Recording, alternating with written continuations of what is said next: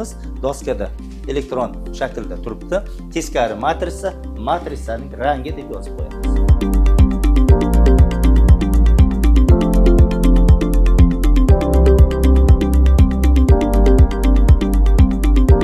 A yo'l tarmog'ining o'tish matrisasi bo'lsa, A-1 har bir tugunning yuklanishiga teskari ta'sir ko'rsatadigan boshqaruv koeffitsiyentlarini beradi. Misol, mana X teskari matrisani B'ga ko'paytiryapmiz. Bu yerda B tashqi talab, transport oqimi, X esa tizimning barqaror rivojini ifodalaydi. X ni topsak, oqim bilan teskari matrisani ko'paytirsak, eng optimal variant bizga beriladi.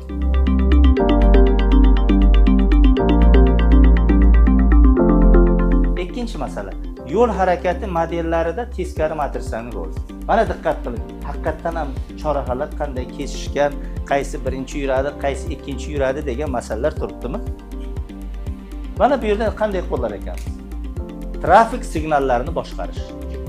Ana shu modellashtirishni biz yaxshi o'rganib olsak, ertaga hayotda, faoliyatimizda juda muhim masalalarni yechish imkoniyati paydo bo'ladi.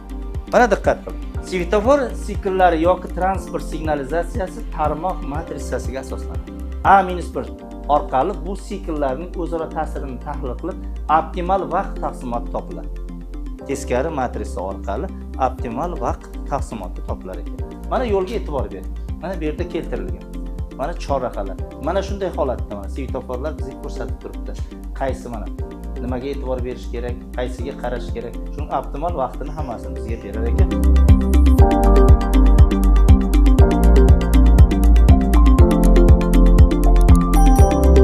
Keyingisiga o'tamiz. Yo'l harakati modellarida teskari matrisaning roliga doir 3-masala. Avtomatik boshqaruv tizimlari. Real vaqt ma'lumotlarini qayta ishlashda A-1 teskari matrisa yordamida o'zgaruvchilar, harakat tezligi, oqim zichligi, vaqt kechikishi o'rtasidagi o'zaro bog'liqliklar aniqlanadi. Mana bu yerda qarang, nechta harakat mashinasi bor? Shuning barchasini teskari matrisa orqali biz avtomatik boshqaruvni yo'lga qo'yar ekanmiz.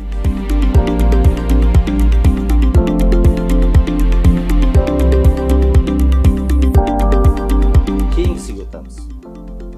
4-masala. Demak, matrisa rangi va uning transport tizimidagi ahamiyati. Qani rang tushunchasi ham transport tizimida muhim ahamiyat kasb etadi. Matrisaning rangi bu yo'l tarmog'idagi mustaqil yo'nalishlar sonini bildiradi.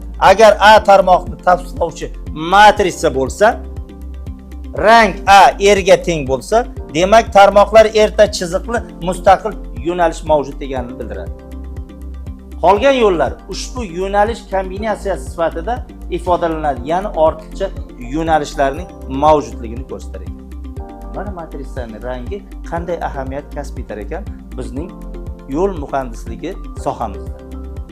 Mana AX deganda mana A matrisamiz uning tartibiga qarab, mana bu X1, X2, X3 hosil bo'layotgan sariq. Mana sariq yo'l mana. To'g'rimi? Keyingisi mana AX matrisa. Bunda qizil matrisa hosil bo'lar ekan. Qizil matrisa mana bu joy. Eng optimal boshqaruv joyi mana shu joy ekanligini ko'rsatib turar ekan.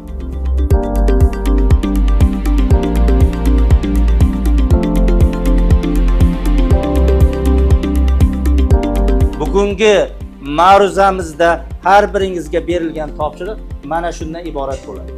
Demak, birinchisi, mana determinantlarni hisoblaysiz, 13 ta determinant hamda 10 ta berilgan matrisaga teskari matrisani topib, platformaga bugun yuklab qo'yamiz.